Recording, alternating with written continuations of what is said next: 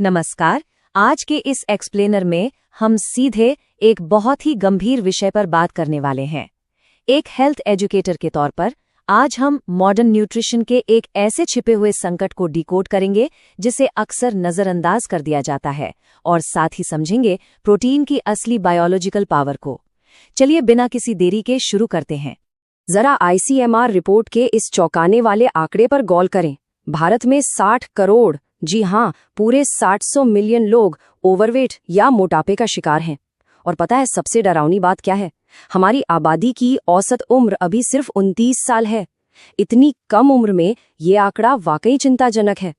और यहीं से जन्म होता है एक बहुत ही खतरनाक स्थिति का, जिसे सार्कोबेसिटी कहते हैं। आसान शब्दों में समझें तो ये एक ऐसा गंभीर मेटाबॉलिक संकट है जहां शरीर में एक तरफ तो मांसपेशियां यानी मसल मास तेजी से कम हो रहा है और दूसरी तरफ मोटापा यानी चर्बी बढ़ती जा रही है। ये हमारी आज की डाइट के भारी असंतुलन का एक सीधा नतीजा है। तो आज के हमारे इस एक्सप्लेनर का एजेंडा कुछ इस तरह रहेगा। हम सार्कोबेसिटी के संकट से शुरू करेंगे, फिर प्रोटीन के विज्ञान को समझेंगे, भूख और वजन को कैसे मैनेज करें ये देखेंगे, किडनी से जुड़े कुछ बहुत ही आम मिथकों को तोड़ेंगे, लॉन्ग टर्म हेल्थ के लिए मसल्स क्यों जरूरी हैं इस पर बात करेंगे, और आखिर में कुछ बहुत ही किफायती हाई प्रोटीन फूड्स के बारे में जानेंगे। चलिए हमारे पहले सेक्शन से शुरुआत करते हैं, द सार्कोबेसिटी हेल्थ क्राइसिस। आइए इस समस्या की बिल्कुल जड़ में चलते हैं, जो कि हमारे रोज के खाने में है। अगर हम अपनी एक आम अनाज प्रधान थाली को देखें तो उसमें बहुत बड़ी खामियां नजर आती हैं। इस मील में टोटल कैलोरी का 10% से भी कम हिस्सा प्रोटीन से आ रहा है। बाकी का 65% सीधा कार्बोहाइड्रेट से और 25% फैट से। इसका मतलब है कि शरीर के स्ट्रक्चर को जिस सपोर्ट की सबसे ज्यादा जरूरत है वो उसे मिल ही नहीं रहा। इसे एक रोजमर्रा के उदाहरण से समझते हैं। अगर सिर्फ गेहूं से हमें 10 ग्राम प्रोटीन निकालना हो तो उसके लिए कम से कम 9 रोटियां खानी पड़ेंगी। अब जरा सोचिए, उन 9 रोटियों के साथ शरीर में कितना सारा एक्स्ट्रा कार्बोहाइड्रेट चला जाएगा, और जाहिर है वो सारा एक्स्ट्रा कार्ब आखिर में फैट के रूप में ही स्टोर होने वाला है। अब आते हैं सेक्शन 2 पर, द साइंस ऑफ प्रोटीन। चलिए देखते हैं कि ये सब हमारी बुनियादी बायोलॉजी और मांसपेशियों के साथ कैसे जुड़ता है। ये जानकर शायद थोड़ी हैरानी हो कि इंसानी शरीर में रोजाना लगभग 300 ग्राम प्रोटीन का टर्नओवर होता है। हमारा शरीर लगातार एक कंस्ट्रक्शन साइट की तरह काम करता है, पुरानी मांसपेशियों को तोड़ता है और नई बनाता है। इस पूरे स्ट्रक्चर को सही सलामत रखने के लिए भारी मात्रा में प्रोटीन चाहिए। अगर खाने से ये नहीं मिलेगा तो शरीर अपनी ही मांसपेशियों को तोड़ना शुरू कर देता है। और इसके पीछे की साइंस बहुत ही दिलचस्प है। जब प्रोटीन पचकर अमीनो एसिड्स के रूप में हमारे खून में मिलता है तो उसमें ल्यूसीन का रोल सबसे अहम होता है। जैसे ही खून में ल्यूसीन का स्तर 2.5 ग्राम के थ्रेशोल्ड को पार करता है, शरीर का एमटीआर पाथवे ट्रिगर हो जाता है, यानी नई मांसपेशियां बनाने का स्विच ऑन हो जाता है। यह स्विच ऑन करने के लिए सही मात्रा में प्रोटीन लेना बहुत जरूरी है। Section 3, satisfaction and weight management. अब देखते हैं कि हमारी यही बायोलॉजी हमारी भूख और वजन को कैसे कंट्रोल करती है। इस कॉन्सेप्ट को सिडनी यूनिवर्सिटी की एक बहुत ही ऐतिहासिक स्टडी से समझा जा सकता है, जो 360 कॉकरोच पर की गई थी। इस प्रोटीन लेवरेज हाइपोथेसिस ने साबित किया कि जिन कॉकरोचेस को लो प्रोटीन और हाई कार्ब डाइट दी गई, वे पेट भरने के बाद भी लगातार खाते रहे। लेकिन जिन्हें हाई प्रोटीन डाइट मिली, उन्होंने अपनी प्रोटीन की जरूरत पूरी होते ही प्राकृतिक रूप से खाना बंद कर दिया। इंसानी दिमाग भी बिल्कुल ऐसे ही काम करता है। जब तक प्रोटीन की बुनियादी जरूरत पूरी नहीं होती, ओवर ईटिंग का खतरा हमेशा बना रहता है। Section 4, debunking the kidney myth. Protein के इतने सारे फायदे जानने के बाद भी एक बहुत बड़ा डर लोगों के मन में बैठा हुआ है। चलिए इस मिथक को आज तोड़ ही देते हैं। क्या ज्यादा प्रोटीन खाने से हमारी स्वस्थ किडनी खराब हो सकती है?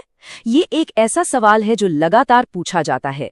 दशकों से फैलाई गई गलत जानकारियों के कारण अक्सर लोग अपनी जरूरत का प्रोटीन लेने से भी कतराते हैं। लेकिन विज्ञान बिल्कुल साफ है। डॉक्टर लियोन नॉर्टन और कई अन्य क्लिनिकल ट्रायल्स ने यह साबित कर दिया है कि एक स्वस्थ इंसान में हाई प्रोटीन खाने से किडनी डैमेज होने का कोई सबूत नहीं है। यहाँ तक कि वो बॉडी बिल्डर्स जो अपने शरीर के वजन का 4.4 ग्राम प्रति किलो प्रोटीन ले रहे थे, उनकी किडनी भी बिल्कुल परफेक्ट काम कर रही थी। सच तो ये है कि हमारा शरीर बहुत स्मार्ट है। वो एक्स्ट्रा प्रोटीन को आसानी से फिल्टर करके यूरिन के जरिए बाहर निकाल देता है। तो इस किडनी वाले मिथक को पीछे छोड़ते हुए हम बढ़ते हैं सेक्शन 5 पर, muscle for long term health. आइए समझते हैं कि उम्र बढ़ने के साथ मांसपेशियों को बचाकर रखना इतना जरूरी क्यों है। देखिए, मांसपेशियां सिर्फ अच्छी फिजिक या लुक्स के लिए नहीं होती। असल में ये हमारी लंबी उम्र और मेटाबॉलिक हेल्थ का एक बहुत ही एक्टिव ऑर्गन है। ये शरीर में एक्स्ट्रा ग्लूकोज को स्टोर करने की क्षमता बढ़ाती है। बुढ़ापे में जो जानलेवा बाथरूम फॉल्स होते हैं, उनसे बचाने में यही मांसपेशियां एक ढाल बनती हैं। और एक और दिलचस्प फैक्ट, इंसान की ग्रिप स्ट्रेंथ यानी हाथ की पकड़ सीधे तौर पर यह बता सकती है कि उसकी उम्र और हेल्थ कैसी रहने वाली है। और इस बात की गंभीरता को समझना इसलिए भी जरूरी है क्योंकि सार्कोपेनिया यानी मसल लॉस 25 साल की उम्र से ही शुरू हो जाता है। हर साल 1% मसल मास कम होने लगता है। अगर डाइट में सही बदलाव नहीं किए गए तो ये हर साल बढ़ता हुआ एक ऐसा खतरा है जो आगे चलकर बड़ी परेशानियां खड़ी कर सकता है। तो इन सब बातों का व्यावहारिक समाधान क्या है? Section 6, affordable high protein foods. अच्छी खबर ये है कि रोज की डाइट को बेहतर बनाना बिल्कुल संभव है और इसके लिए बहुत पैसे खर्च करने की जरूरत नहीं है। सबसे पहले तो सही मात्रा तय करनी होगी।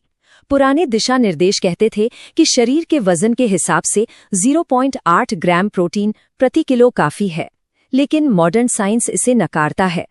आज के समय में न्यूनतम आवश्यकता 1.2 ग्राम है और अगर आप बढ़ती उम्र के असर को पलटना चाहते हैं और ऑप्टिमल हेल्थ पाना चाहते हैं तो 1.6 ग्राम प्रति किलो एकदम बेहतरीन लक्ष्य है। हमारे पास ऐसे बहुत से प्लांट बेस्ड और सस्ते ऑप्शंस हैं जो बिना ज्यादा कैलोरी बढ़ाए जबरदस्त प्रोटीन देते हैं, जैसे कि सोयाबीन, सिर्फ 150 से 200 कैलोरी में 15-16 gram protein. Low fat paneer तो और भी कमाल है, 150 कैलोरी में 23 ग्राम प्रोटीन। इसके अलावा रोस्टेड चना और स्कार्ड योगर्ट भी बहुत ही शानदार और आसानी से मिलने वाले विकल्प हैं। बस रोजमर्रा की आदतों में कुछ स्मार्ट बदलाव करने हैं, जैसे फुल फैट पनीर की जगह लो फैट पनीर चुनें। स्नैकिंग के टाइम पर फैट वाले बादाम की बजाय रोस्टेड चना खा लें। डाइट में टोफू को शामिल करें। और एक बहुत ही बढ़िया हैक, रोज की रोटियां बनाने वाले आटे में थोड़ा अनफ्लेवर्ड वे प्रोटीन पाउडर मिला लें। इससे स्वाद भी नहीं बदलेगा और घर के खाने का न्यूट्रिशन लेवल एकदम से बढ़ जाएगा।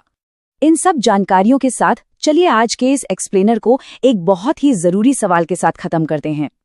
कल सुबह के पहले भोजन में यानी आपके नाश्ते में प्रोटीन का प्राइमरी सोर्स क्या होने वाला है? कल सुबह अपनी नाश्ते की थाली को जरूर देखिएगा और अपनी जिंदगी भर की मेटाबॉलिक हेल्थ का कंट्रोल आज अभी से अपने हाथों में लीजिए। हमारे साथ जुड़ने के लिए